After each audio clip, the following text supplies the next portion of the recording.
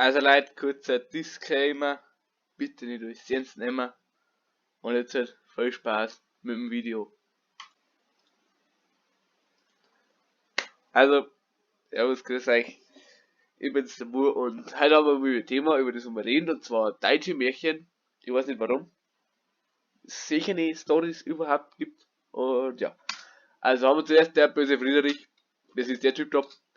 Dann haben wir seine Story. Also, er war auf jeden Fall echt richtig ehrenlos und hat sogar keine Ahnung, er hat seine Chaya gehabt, hat seine Chaya geschlungen und dann hat er den Hund geschlungen und weil Karma immer kickt, dann hat er auf John Cena gemacht und hat mit seinem Stuhl da Leute geschlungen.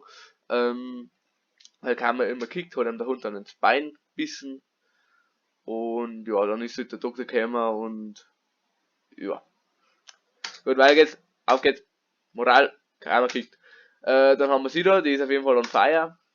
Ihre Story war, sie war allein daheim, ihre Eltern haben gesagt, sie soll nicht mit den Streichhölzern spielen, weil es dumm ist, hat sie es trotzdem gemacht und dann ist verbrennt, Ende. Also mit zum Mount haben sie dann geschrieben, ja, Emily, ja, und am Schluss war es halt nur noch in Asche.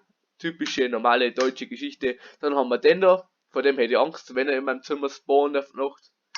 Ja, tut auf jeden Fall ihm da den Finger abschneiden. Also da haben wir Konrad das Deppal, wollte unbedingt an seinem Daumen lutschen. Lutsch nicht an deinem Daumen, Konrad! Weil sonst kommt der Schneider und dann schneidet er eine scheiß Daumen ab. Also Leute, wenn wir da denken, nicht an Daumen lutschen, weil sonst kommt der Typ in den Zimmer und schneidet euch die Dinger ab. Und ja, dann hat der Konrad sich geschnitten und dann kommt sein Mom heim. Aber da hat er keinen Daumen mehr. Also Moral, nicht am Daumen lutschen, sonst spawnt der Typ und schneidet euch den Daumen ab. Dann haben wir einen da, Suppenkasper. Suppenkasper, der war kerngesund, kugelrund, das heißt, er hat ein bisschen jetzt dran. Hat er sich gedacht, nein, heute mag ich meine Suppe nicht essen und hat dann seine Suppe nicht gegessen. Und ja, Moral, er war einfach nach 5 Tagen tot, weil er seine Suppe nicht gegessen hat. Leute, immer schön Suppen essen. Ja, jetzt kann sich natürlich einige oder andere denken, hier wegen der Erziehung, bla bla. Na, das kann nicht sein, dass das wegen der Erziehung ist. Das geht einfach nicht. Wir sollten, das ist sicher klar mit dem Feier, ich verstehe es mit dem Feier natürlich.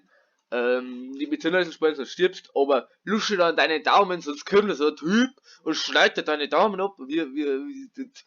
Ich hätte da als Kind eher ein Trauma, anstatt dass man das irgendwie Apps bringt. Ah ja, gehen wir zu einem Allerschlimmer, Hänsel und Gretel. Das ist die Alte und die zwei. Also die Story ist, da er da und sein Chaya geht miteinander in den Wald und finden so ein Hexenhäusl. Story endet, indem dass die Hex einfach grausam verbrennen, weil die Hex sie essen will. Ja, das war's. Danke fürs Zuschauen, servus.